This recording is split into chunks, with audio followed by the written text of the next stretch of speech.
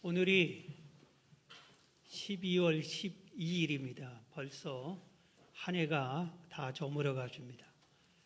성탄절이 얼마 남지 않았는데 우리가 성탄절을 기대하는 마음이 설렘도 없고 기대하는 마음도 없고, 요새는 성탄 캐롤을 들으려면 일부러 찾아서 들어야 되겠구나 할 정도로 우리 주변에 흘러나오던, 길거리에서 흘러나오던 캐롤들도 많이 사라진 것 같습니다. 왜 이렇게 됐는지 모르지만 하여튼 이 연말이, 이 코로나 2해째를 맞은 이 연말이 상당히 우리에게 마음의 아픔을 주는 것 같습니다. 오늘 한 해를 마무리하면서 저는 본문을 두 곳입니다. 오늘 본문 읽어드린 마태복음 12장, 또 한 곳은 요엘서, 구약성경 요엘서 긴 구절인데 1장과 2장, 이 두 본문을 중심으로 해서 빈 그릇을 채워라, 빈 그릇을 채우자, 이런 제목으로 말씀을 들으려고 합니다. 오늘 우리가 빈 그릇을 채우라 이 말씀을 전하게 된 계기가 있습니다. 다른 말씀을 미리 전하려고 했었는데, 지금 최근에 제가 새벽 기도 때마다 다른 때와 달리 더 마음의 아픔의 기도를 많이 들읍니다. 도대체 이 코로나는 왜 이런가? 하루에 수백 명이던 이 코로나가 갑자기 7천 명씩 이렇게 올라가고, 또 갑자기 왜 이렇게 2년 동안이나 이런 위기를 만난 적이 우리 역사상, 우리나라 역사상 없는 것 같아요. 제 역사에 없는 것 같아요. 그런데 왜 이런가? 또 성도들의 형편을 보면은 상당히 힘들어하고 어려워하고 아파하고 이런 걸 생각해서 기도가 저절로 마음 깊은 곳에서 이렇게 정말 간절히 목이 쉬도록 그렇게 새벽마다 기도를 하는 중에 어느 날 이렇게 깊게 기도하다가 지쳐서 쓰러졌는데, 거기서 한 꿈을 꾸었습니다. 제가 설교 시간에 꿈 얘기하면 신뢰가 되는 거 알아요. 그런데 그동안에 내가 한 40여 년 동안에 설교 시간에 내 꿈 얘기한 것은 3번 있었어요. 오늘 3번째인 것 같아요. 이 꿈을 그냥 나 혼자 알고 지내려고 하는데, 요새 새벽 설교를, 강해를 사도행전 합니다. 그런데 사도행전에 있는 말씀이 자꾸 나를 짓눌렸어요.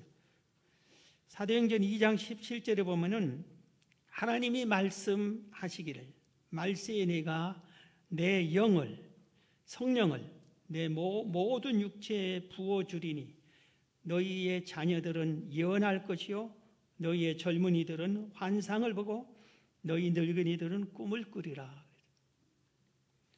이건 분명히 성령께서 주신 꿈이 분명한데 네가 왜 그것을 전하지 않고 혼자 숨겨버리면 되느냐, 이런 압박감이 이렇게 많이 찾아와서 할 수 없이 오늘 말씀을 전한 겁니다. 제가 꾼 꿈을 잠깐 얘기하면은, 시골에, 저는 시골 출신에서 시골의 우물들을 잘 아는데 우물이 있어요. 이 우물이 돌로 이렇게 차곡차곡 쌓여서 깊게 파서 거기서 맑은 샘물이 나면은 온 동네 사람들이 그 우물을 퍼다가 먹고 마셨습니다. 그런데 이 우물이, 꿈속에서 저에게 보여준 이 우물이 텅 비었습니다. 물이 없어요. 밑바닥이 새카맣게 보이지가 않아요. 그러니까 쥐들이 이 바위 틈 사이 이런 데서 막 왔다 갔다 난리를 치고 있어요. 그리고 그 모래의 흙덩어리가 부스럭 내려가기도 하고, 또 벼 나라를 막 먹기도 하고 자기들끼리 장난치기도 하고, 어쩌다가는 잘못하면 이 우물이 무너지지 않을까, 이 우물이 왜 샘이 없을까, 물이 없을까 하는 그런 이 꿈을 꾸었습니다. 도대체 이게 뭔가? 이게 누구에게 알려준 건가? 나한테 알려준 건가? 우리 교회인가? 한국 교회인가? 성도들 위해서 간절히 기도하다가 쓰러졌는데 성도들인가? 알 수 없어요. 그런데 이 꿈에 대한 전하고자 하는 말씀, 전하고자 하는 것은 분명한 것 같아요. 오늘 본문이 예수님께서 하신 말씀입니다. 오늘 본문 두 개를 선택했는데 오늘 본문에 예수님이 하신 말씀입니다. 먼저 우리가 빈 그릇이 되면 어떻게 되느냐? 우리 사람을 그릇으로 표현하잖아요. 저 사람은 큰 그릇, 저 사람은 작은 그릇, 저 사람이 아주 크구나, 그릇이 깨끗하구나, 저 사람의 참 더럽고 지저분한 사람이네, 저 사람의 그릇은 더러워. 그릇으로 우리 사람을 표현을 합니다. 그런데 그릇은 목적이 뭡니까? 물건을 담기 위한 그릇이. 그런데 이 그릇에 아무것도 없다? 그럼 그 그릇의 주인이 이 그릇을 향해서 뭐라고 할까요?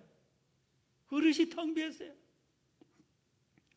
오늘 본문에 예수님께서 텅 빈 그릇에 대해서 정말 아주 경고의 말씀이에요. 정신 바짝 나는 말씀을 전해줍니다. 본문을 다시 읽어드립니다. 마태복음 12장 43절에 더러운 귀신이 사람에게서 나갔을 때 물 없는 곳으로 다니며 시기를 구하되 쉴 곳을 얻지 못하고 이에 이르되 내가 나온 내 집으로 돌아가리라 하고 와보니 그 집이 비고 청소되고 수리되었거늘 이에 가서 저보다 더 악한 귀신 7을 데리고 들어가서 거하니 그 사람의 나중 형편이 전보다 더욱 심하게 되느니라. 이 악한 세대가 또한 이렇게 되리라. 이 세대의 성도들이 이렇게 되리라. 경고의 말씀입니다. 이 말씀을 우리가 조금 생각할 때 그릇은 세 종류로 우리가 말할 수 있어요. 하나는 오늘 말씀처럼 빈 그릇, 그릇이 텅 비어 있어요. 또 하나는 이 그릇에 더럽고 아주 악한 것으로 죄악으로 가득 찼어요. 그래서 냄새가 나. 주인이 던져버리고 사용할 수 없는 더러운 것으로 가득 찬, 죄악으로 가득 찬 그릇. 마귀가 집을 짓고 사는 그런 그릇이 있어요. 그런데 깨끗한 그릇에 맛있는 음식이 담겨진 그릇, 아니면 물이 맑고 깨끗한 물이 찰랑찰랑 넘쳐서 생수와 같은 물이 있어서 주인이 마시고 싶은 이 그릇에 물이, 깨끗한 물이 가득 찬 그릇, 좋은 것이 가득 찬 그릇, 이렇게 세 종류로 나눌 수 있습니다. 여러분은 어느 그릇이에요? 이 셋 중에 어디에 해당이 되죠? 내 마음의 그릇에, 우리의 그릇, 주님이 우리를 그릇으로 표현해서요, 텅 비어 있습니까? 아니면은 무엇이 채워져 있습니까? 오늘 이 말씀을 조금 설명을 하면은 어느 성도가 예수님을 믿고 하나님을 믿고 은혜와 기쁨이 충만해서 찬송 충만하고 말씀 충만하고 기도 충만하고 성령 충만하니까 그 자리에 예수 믿기 전에 자리 잡고 살았던 귀신이 견딜 수가 없는 거예요. 예배만 드리고 기도하고 찬송하고 죄악으로 가지 않고 바르게 살고 그러니까 귀신이 여기서 살 수 없어서 뛰쳐나왔어요. 그래서 다니다가 삼일교회 김 집사님 마음으로 들어가 보려고 딱 보니까 아유 웬걸 거기는 말씀 충만하고 성령 충만해 못 들어가겠다. 그래서 이쪽으로 와서 우리 삼일교회 박권사한테 들어갈까? 들어가려고 했더니 거기는 더 성령이 충만하고 더 은혜가 충만하고 더 말씀 충만해. 그래. 왜 갈 수 없어요. 이 사람 저 사람 온 사람들의 마음을 어떤 식으로 하니까 벌써 다른 귀신이 가득 차 있어요. 두르지 마, 우리가 차지하고 있어. 그런 겁니다. 그래서 헤매다가 물 없는 곳을 찾았다 그래서 오늘 42절에 더러운 귀신이 사람에게서 나갔을 때 물 없는 곳으로 비어있는 그릇을 찾았다 이겁니다. 비어있는 그릇을 찾는데 비어있는 그릇이 없어요. 벌써 마귀가 차지했든지 아니면 은혜가 충만하고 성령 충만하고 예수님이 차지했든지 빈 그릇이 없어요. 그래서 할 수 없이 헤매다가 나왔던 자기 옛날 사람 그 성도의 집으로 싹 가보니까 그 성도가 보니까 그 그릇이 텅 비어 있더라 이겁니다. 깨끗하게 청소는 했는데 귀신이 나가니까 깨끗해졌는데 거기에 예수님을 영접하지 못하고 말씀이 충만하지 못하고 은혜가 충만하지 못하고 좋은 것으로 채우지 못해서 텅 비어서 귀신이 다시 들어가야 되겠다 하고 들어가려다가 헤매다가 만난 친구 귀신들, 자기보다 훨씬 더 악한 귀신들을 7명을 데리고 아예 그러니까 8명의 귀신이 무리가 돼서 그 사람 속에 와서 집 짓고 또 사는 겁니다. 그러니 이 사람의 형편이 더 악하다. 이 세대가 그렇다.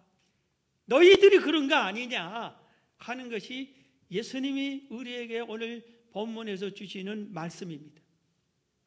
여러분이 아닌가요? 우리가 아닌가요?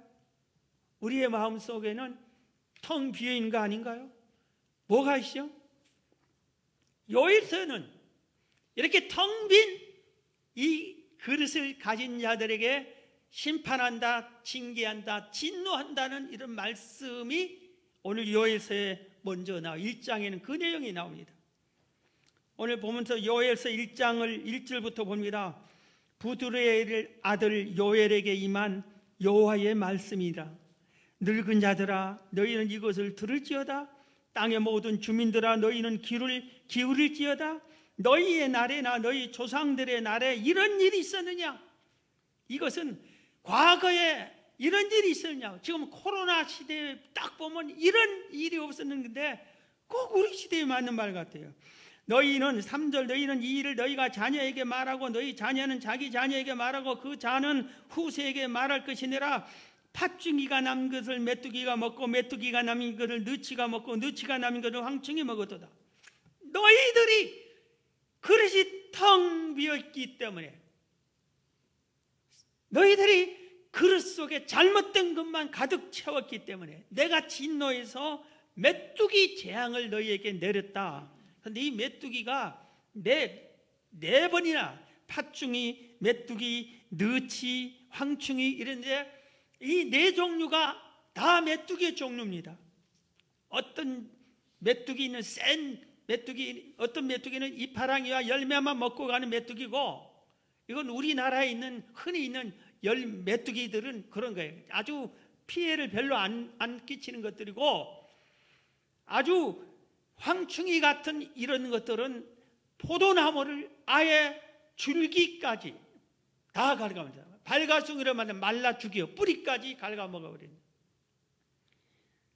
4번이나 지나가니까 완전히 황폐화되고 말았다. 너희들이 이 재앙이 왜 만난 줄 아느냐? 너희의 그릇이 텅 비었기 때문이다 하는 것을 경고하는 겁니다. 그러면서 15절부터는 아주 이렇게 표현을 했어요. 15절 슬프다 그날이여 여호와의 날이 가까웠나니 곧 멸망같이 전능자에게로부터 이르려다. 먹을 것이 우리 눈앞에 끊어지지 아니하였느냐? 기쁨과 즐거움이 우리 하나님의 성전에 끊어지지 아니하였느냐? 씨가 흙덩이 아래에서 썩어졌고 창고가 비었고 곡간이 무너졌으니 이는 곡식이 시들었음이로다. 가축이 울부짖고 소떼가 소란하니 이는 꼴이 없음이라. 양떼도 피곤하도다. 여호와여 내가 주께 부르짖으오니 불이 목장의 풀을 살랐고 불꽃이 들의 모든 나무를 살랐음이니이다. 들짐승도 주를 향하여 헐떡거리오니 시내가 다 말랐고 들의 풀이 불에 탔음이니이다. 하나님의 재앙이 임해서 메뚜기 때만 지나간 것이 아니라 오늘 15절에 보면은 텅 빈 그릇이 된 이스라엘 백성에게 하나님의 진노의 심판이 닥쳐오고 있다 경고를 하는 것이고 16절에는 빈 그릇이 된 성도들에게 너희들이 성전에 빈 그릇이 된 그들이 성전에 모여서 예배를 드린다 해도 은혜가 하나 없고 기쁨과 즐거움이 하나도 없을 것이다. 그래, 예배를 드려도 기쁨과 즐거움이 없는 사람은 그 심령이 비어있는 거예요. 그걸 지금 얘기하는 것이고, 그 다음 17절 18절은 삶이 지치고 경제적 건강적 정신적으로 모든 것이 다 상실되었다 이겁니다. 사람마다 생업이 이렇고 생업인 가축 때까지도 풀이 없어서 죽어가고 있다 이겁니다. 19절 20절에는 풍요로운 삶이 황폐해졌고 왜 이런 일이 일어나느냐? 텅 빈 그릇이기 때문이다 이겁니다. 우리는 어떤 사람은 이걸 느끼지 못한 사람도 있을 거고 어떤 사람은 크게 느낄 수 있는 사람이에요. 내 생에 내가 왜 이렇게 아픔이 있고 왜 이런 실패가 있고 이런 고통이 있고, 특히 이 코로나가 지나가면서 직장에서 쫓겨나고 사업장이 무너지고 경제적으로 바닥나고 그러다 보니 가족이 화목이 깨지고 인간관계가 깨지고 이거 사는 것이 삭막하고 왜 이러냐? 근데 하나님께서는 텅 빈 그릇에 이스라엘 백성들에게 너희들이 텅 비었기 때문에 메뚜기 떼가 오고 이런 타격이 온다, 이것을 지금 말하고 있습니다. 시골에 종종 가면은 빈집을 봅니다. 제가 시골 출신이라서 그런지 힐링하려면은 한 30분만 차 타고 가면은 시골이를 만납니다. 이렇게 가면은 시골에 마을들이 있어요. 이 마을들이 옛날에 가면은 정말 따뜻한 고향과 같았는데 요새는 조금 삭막함을 느껴요. 그 중에 하나가 그 마을들 집에 중에서 꼭 거의 다 빈집이 하나씩 있어요. 몇 채 빈집이죠. 빈집 보면 지붕이 구멍이 뻥 뚫렸고 문짝이 떨어져 나가고 그 다음에 마당에 막 잡초 모는 것이 막 있고 대문이 그냥 한쪽 떨어져 나가고 어린이들 말로 도깨비가 나올 것 같이 음침하고, 그래서 그 아름다운 동네에 그런 집들이 하나 둘 있으면은 그 전체가 참 보기가 그렇구나 할 정도로 빈집이 이렇게 자기뿐만 아니라 주변까지도 이렇게 좋지 못하게 하는 것을 볼 수가 있습니다. 그릇은 뭔가 담아 있어야 되는데 텅 비면은 이런다 이겁니다. 빈 그릇이 되면은 오늘 말씀 보면은 하나님께서 진노하신다. 너는 내 자녀가 아니냐? 이스라엘 백성아, 내가 택한 내 민족이 아니냐? 어찌하여 너희들이 그릇에 텅텅 비어 있느냐? 어찌하여 비어 있어서 귀신들이 들어와서 활개치게끔 가만히 놔두느냐 이겁니다. 빈 그릇이 되면 악한 귀신이 들어와서 자리를 잡습니다. 그렇게 되면 어떻게? 내 영혼이 죽습니다. 그때부터 마귀에게 나도 모르게 이 귀신에게 끌려다니며 살게 됩니다. 하나님을 멀리하게 됩니다. 예배를 멀리하고 드리지 않습니다. 예배를 드려도 은혜가 없습니다. 교회를 비방하게 됩니다.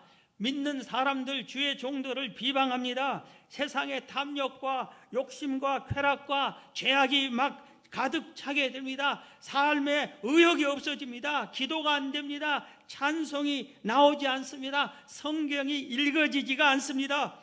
결국 하나님이 택한 사랑하는 자라면은 너 그렇게 살아서 안 된다고 하나님이 진노의 채찍을 들 수밖에 없는데, 오늘 요엘서에 그 시대의 이스라엘 백성, 하나님이 택한 민족이기 때문에 내가 너희들에게 메뚜기 재앙을 4번씩이나 보낸다.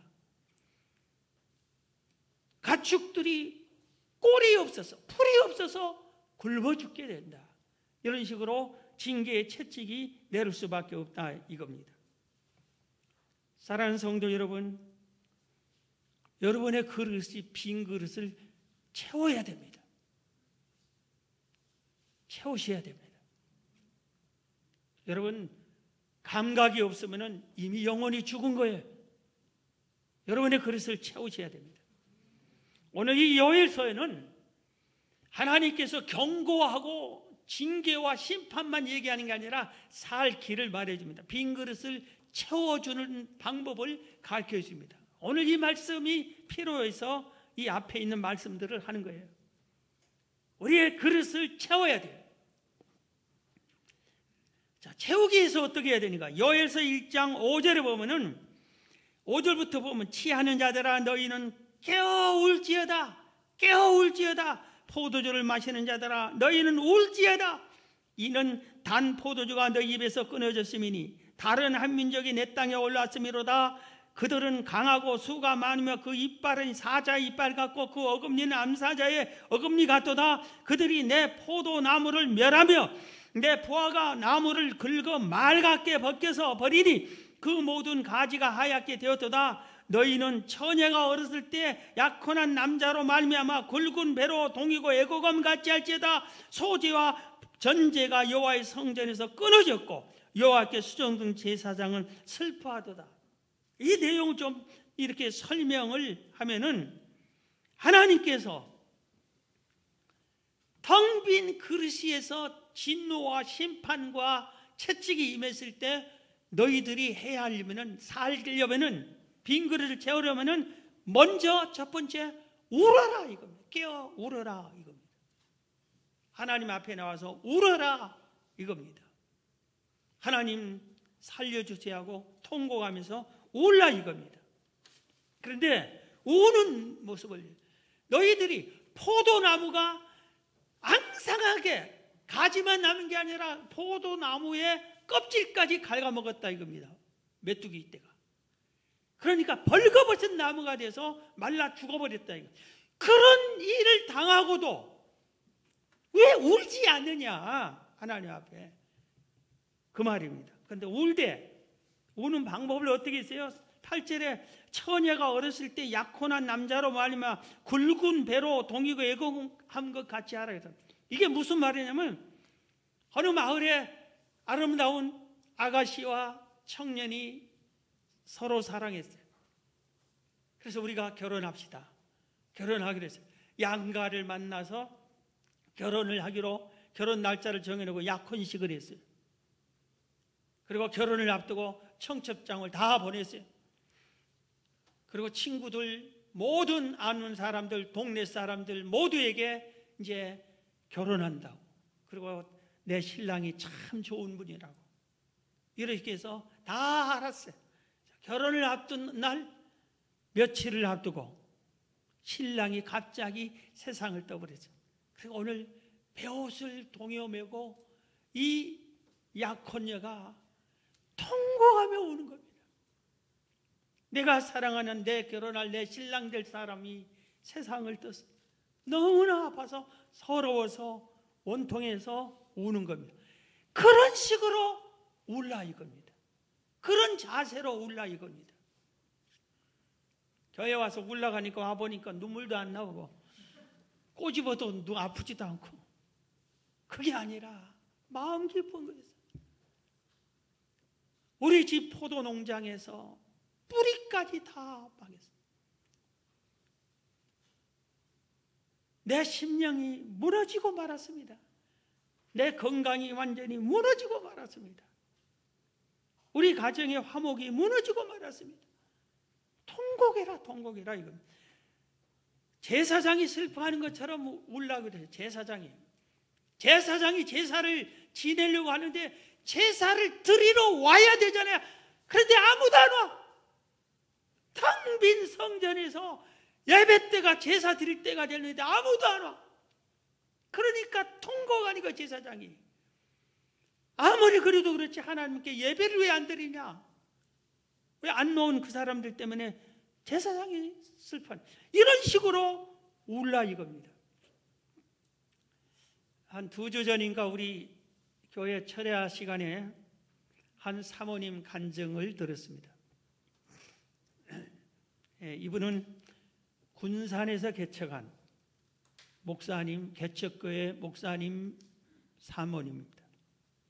강기여 사모님이라고. 이분이 교회를 개척하는데 아무리 전도하고 예배드리고 아무리 해도 수년이 되는데 교회가 부흥이 안 돼요. 교회가 문을 닫게 생겼어요. 얼마나 마음이 아픈지 몰라요. 그런데 어느 날 전도는 된다고 하는 강사님이 이렇게 와서 하는 말이, 이 교회는 전도 안 될 수밖에 없다. 이 교회는 절대 전도 안 된다. 조건을 전부 다 안 될 조건만 가지고 있다. 그러니까 개척교회니까 주차장도 없을 것이고, 아마 지하실 아니면 조그마한 세를 얻었을 것이고, 인재도 일꾼도 없을 것이고, 아는 모든 것, 주변 환경에 옆에가 큰 교회가 있다든지, 그래서 믿으려면 그 교회 가지, 이 조그만 개척교회 누가 거기 아무리 해도 조건이 하나도 안 된다. 그러면서 지나가는 소리 한 소리가, 이 교회가 성도가 70명이 출석하면 내가 와서 부흥해 줄게. 그렇게 얘기를 하더랍니다. 사모님이 거룩한 오기가 생겼어요. 이왕 교회 문 닫을 걸 죽기 살기로 해보자. 그 강사 목사님이 하는 말이, 이판사판으로 전도해라. 전도하다 안 되면은 성전에서 울어라. 울기라도 해라. 전도가 안 되는데 먹을 것 다 먹고 잘 것 다 하고 할 것 다 하고 연속급보다 기쁘면 웃고, 지금 그럴 때냐? 울어야지. 그래서 하루에 20명씩 만나서 전도하고 안 되면은 성전에서 울라고 그래야 돼. 그래서 내가 저 강사님 그렇게 한 말이 70명만 하는 것이 안 되니까 이 교회는 전도 안 돼. 전도 성장하면 내 손에 장을 지게 해서 그거와 똑같아. 그래서 내가 저 강사 목사님을 코를 납작하게 해야 되겠다. 그리고 너무 서러워서 전도해야 되겠다. 그리고 가르쳐 준 대로 나가서 거점을 버스 승강장을 첫 번째로 열고 몇 군데 정해서 하루에 20명에게 복음을 전하러 나가는데, 한 달 동안 한 명에게도 나가기는 나가는데 전도를 못했어요. 나가는데 예수 믿으라는 소리가 나오지가 않아. 그래 거기서 훌쩍훌쩍 울다가 시간 때우고 그렇게 하다 성전에 와서 펑펑 울었어요. 난 왜 전도도 못하냐고, 이게 뭐냐고, 이게 교회냐고, 어떻게 해야 되냐고, 내가 도망가버려야 되냐고, 교회 문을 닫아야 됩니까, 어떻게 해야 되냐고 펑펑 울었어요. 한 달간 울었어요. 두 번째 달, 한 달은 아무것도 못하고 울다가 두 번째 달은 그 장소 만나는 거기 자기가 정한 그 장소에 가서 인사만 했어요. 안녕하세요. 사람들 보면 인사. 그 사람들이 어디서 본 것 같다고 이렇게 하면서 이분이 말을 하니까 그분들이 말을 건너와. 어디서 우리 봤죠? 어디서 오늘 교회 다녀요? 종교도 물어보고 막 그러대. 그렇게 하다 만나고 그러다가 예수님 얘기도 해보고. 근데 열매는 하나도 없어요. 3개월째 해도 열매가 하나 없어요. 그러니까 성전에 와서 3시간씩 울었대. 울음이 그치지도 않고. 그래서 3개월이 지나니까 신기하게 말을 붙인 사람이 이렇게 언제나 같은 곳에 서 있으니까 그 사람이 붙기 시작해야 돼. 그래서 복음을 전하고, 그래서 인생 얘기하고 그러다가 교회에 오기 시작해서 언니 동생 삼고 이런 식으로 해서 교회에서는 사모라기보다 언니 동생 이런 사이가 됐대. 그래서 70명이 모아진 거예요. 그래서 그 강사를 초청한 거예요. 그래서 되더라고. 우니까 되더라고 그랬습니다. 성경에 위대한 사람, 제가 아주 위대한 사람이라고 많이 가르쳤던 다윗이, 제가 별명을 하나 최근에 지어줬어요. 바울이 다윗에게. 다윗의 별명이 울보다 울보. 다윗이 왜 이렇게 하나님의 사랑을 받고 은혜를 받지? 그리고 다윗의 인생은 정말 서러워. 얼마나 아픔이 많은지 모릅니다. 고통이 많은지 모릅니다. 그리고 억울한 일을 얼마나 많이 당했는지 몰라요, 다윗이. 그래서 다윗이 그때마다 엉엉 울었어요. 하나님 앞에 나와 울었습니다. 시편 32편 3절 이하에 보면 내가 입을 열지 아니할 때 종일 신음함으로 내 뼈가 새하였도다. 주의 손이 주야로 나를 누르시오니 내 진액이 빠져서 여름 가뭄에 마름같이 되었나이다. 내가 이르기를 내 허물을 여호와께 자복하리라 하고 주께 내 죄를 아뢰고 내 죄악을 숨기지 아니하였더니 곧 주께서 내 죄악을 사하였나이다. 이로 말미암아 모든 경건한 자는 주를 만날 기회를 얻어 주께 기도할지라. 진실로 홍수가 범람할지라도 그에게 미치지 못하리이다. 주는 나의 은신처이니 환난에서 나를 보호하시고 구원의 노래로 나를 두르시리이다. 여기서 울라는 소리는 회개하라는 말이 의미가 포함이 된 겁니다. 그냥 와서 신세 타령하고 그렇게만 울어도 되지만 내가 잘못한 거 용서해 주세요. 깨우쳐 주세요. 회개도 하라는 거예요. 지금 다윗이 그걸 얘기해요. 자기가 회개를 안 하니까 하나님이 막 짓눌렸어요. 야 이놈아, 네가 벗어나려면 울고 회개해야지. 왜 회개는 않고 울지 않고 기도는 않느냐 이거.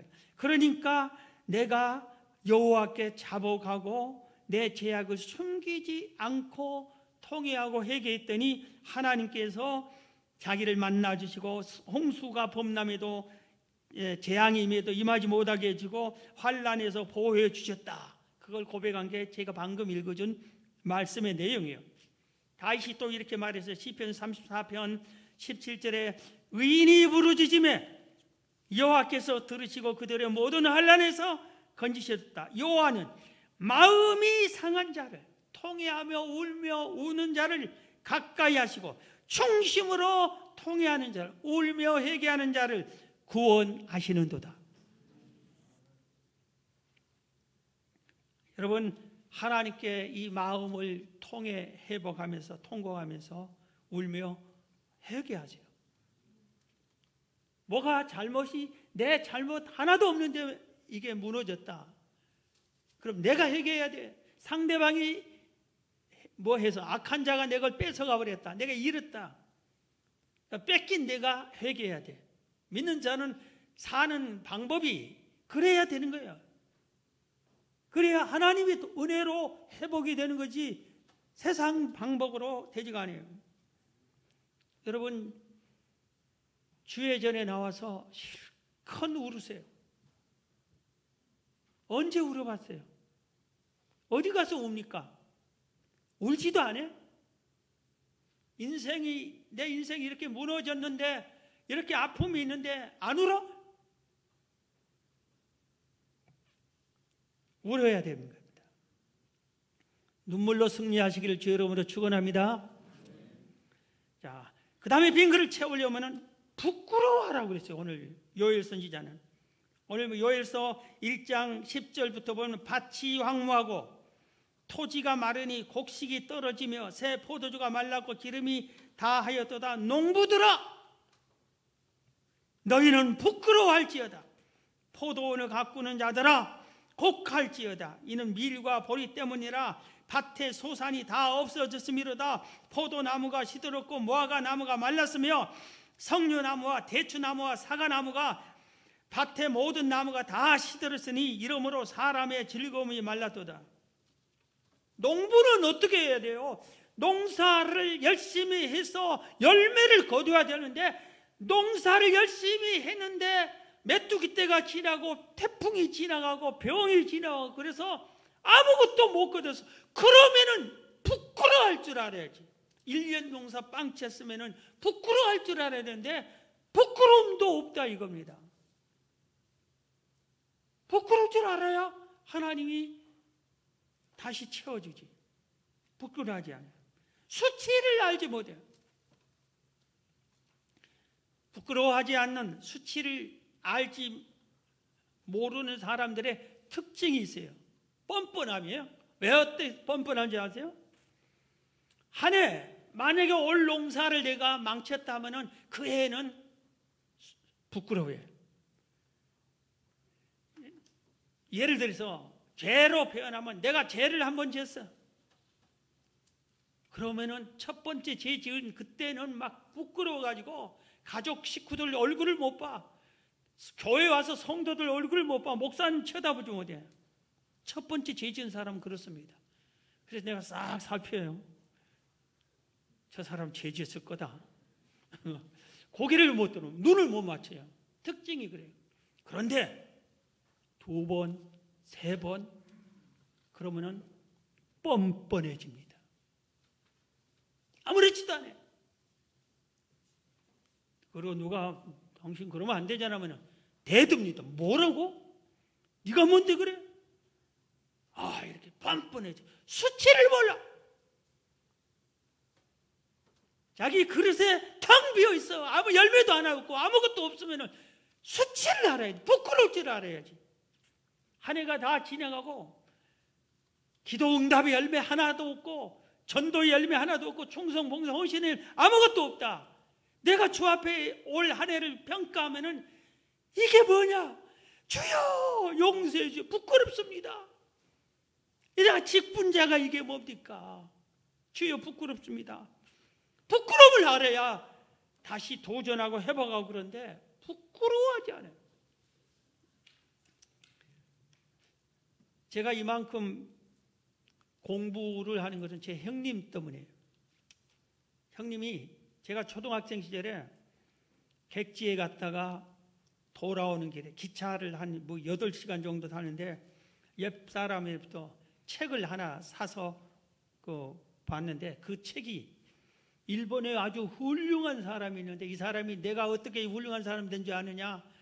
내가 어렸을 때 공부를 않고 놀았더니 우리 아버님이 나를 일본 그 추운 동네에 살았는데 나를 발가벗겨 가지고 우물가에다 꽁꽁 묶어놔 가지고 반 죽었다 살았다. 그 다음부터 내가 죽어라 공부해서 이렇게 됐다 그래. 그 형님이 그걸 딱 보고 와서 집에 딱 와서 내가 동생 제육이 녀석을 한번 혼내줘야 되겠다. 와서 보니까 처음에 이랬대요. 공부해라. 좋은 말 했대요. 그리고 제발 놀아라. 속으로. 그런데 공부해라 하니까 예 형님 아니고 공부를 안 했대요. 2번, 3번. 그런데 그해 방학이 되면 통신표를 가져오잖아요. 통신표를 딱 갖다 놨더니 수미양가 이렇게 하는데 야 너 전에는 수가 많았는데 이게 뭐냐. 그때 막 해초리를 들고 옷벗어 사정없이 인정사정 없이 했다니까. 그리고 옷을 다 벗었어요. 속옷까지 다 벗었어요. 발가벗겨 가지고 우리 집이 맨 마을의 위에 있고 마을에 우물이 맨 밑에 있는데 거기 갔다 오래요. 창피한데 어떻게 가겠어요? 초등학교 아마 4학년 때인지 3학년. 근데 아주 너무 무섭게 사정없이 때리니까 할 수 없이 거기 가는데 갔다 오는 길에 여학생 하나를 만났어요. 내 인생에 그런 수치를 당한 적. 그래서 그 다음부터 형님이 나를 쳐다보기만 해도 공부했어요. 저녁에 어디 갔다가 형님이 놀다가 밤늦게 오면 그때 기침 소리가 나오면 발걸음을 하면 얼른 자다가도 일어나서 부끄러울 줄 알아야 회복이 돼요. 부끄러울 줄 모르면 안 돼. 30년 예수 믿고도 전도 한 명도 못 했다. 부끄러울 줄 알아야 안 되겠다. 죽기 전에 내가 한 명 전도해야지. 20년 믿었는데 성경 한 번도 다 처음부터 끝까지 못 읽었다. 부끄러울 알아야 아니다. 내가 올해는 꼭 읽을 거야. 수치를 느껴야 된다 했습니다. 마지막으로 할 만한 여호와께로 돌아오라 그랬어요. 돌아오라. 요일서 2장 12절에 여호와의 말씀에 너희는 이제라도 금식하고 울며 애통하고 마음을 다하여 내게로 돌아오라 하셨나니 너희는 옷을 찢지 말고 마음을 찢고 너희 하나님 여호와께로 돌아올지어다. 그는 은혜로우시며 자비로우시며 노하기를 더디하시며 이내가 크시사 뜻을 돌이키사 재앙을 내리지 아니하신다 그랬어요. 주께서 혹시 마음과 뜻을 돌이키시고 그 뒤에 복을 내리사 너희 하나님 여호와께 소제와 전제를 드리게 하지 아니하실지 누가 알겠느냐. 이제라도, 지금이라도 기회가 한 번 더 준다 이겁니다. 그러니까 너는 여호와께로 돌아오라. 금식하며 돌아오라. 15절부터 보면은 너희는 시온에서 나팔을 불어 거룩한 금식일을 정하고 성회를 소집하라. 백성을 모아 그 모임을 거룩하게 하고 장로들을 모으며 어린이와 젖 먹는 자를 모으며 신랑을 그 방에서 나오게 하며 신부도 그 신방에서 나오게 해라. 이렇게 얘기하는. 지금 이 말이 뭐냐면은 여호와께로 돌아와. 지금이라도 금식하면 돌아와. 회개하고 울면서 나를 찾으라. 성회를 정해라. 성회를 열어라. 그리고 이거 뭐 장로들을 제일 먼저 장로는 오늘날 말하면 우리 노원구로 말하면 구청장, 국회의원, 경찰서장, 뭐 노원 소방서장, 동장 이렇게 지도자들을 말해요. 지도자들이 할 일이 얼마나 많아요. 그런데 성에 나와야 된다. 그리고 나서 어린이들이 뭐 성회를 나오려 하겠어요. 놀고 하지. 그래도 어린이들도 오게 해라. 젖 먹는 자. 여러분, 우리 교회에서 제일로 모이기 힘든 사람이 청장년, 어린아이를 안 입고 가진 부부예요.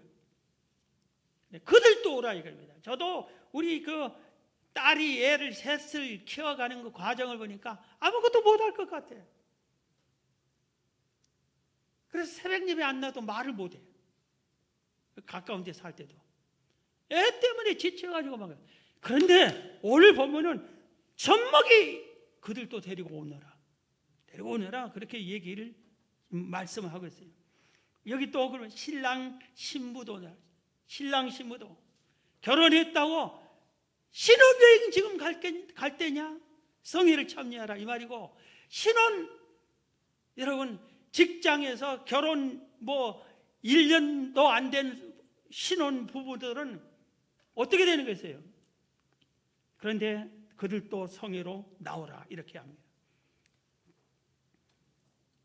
그러면 하나님께서 불쌍히 여겨주시고 모든 것을 회복시켜주고 이른 비와 늦은 비로 내려주겠다, 이렇게 복을 주고 회복시켜주겠다 계속해서 요엘서 2장에 이렇게 나옵니다. 시간이 없어 이 말씀을 여러분들이 찾아서 읽어보세요. 말씀을 마치겠습니다. 제 꿈에 보인 빈 우물이 누구의 우물이었을까? 나는 아니야요. 우리 모두 개인에게 해당되는 말씀으로 생각합니다. 이 빈 우물을, 지금 우물이 비어 있으니까 귀신들이 와서 나를 점령하고 있어요. 우물을 깨끗이 청소하고 하나님의 말씀으로 채우고 성령으로 채우고 은혜로 채우고 주의 사랑으로 충성으로 헌신으로 이렇게 채우셔서 하나님의 은혜 칭찬받는, 다시 모든 것이 회복되는 여러분이 되시기를 주의 이름으로 축원합니다.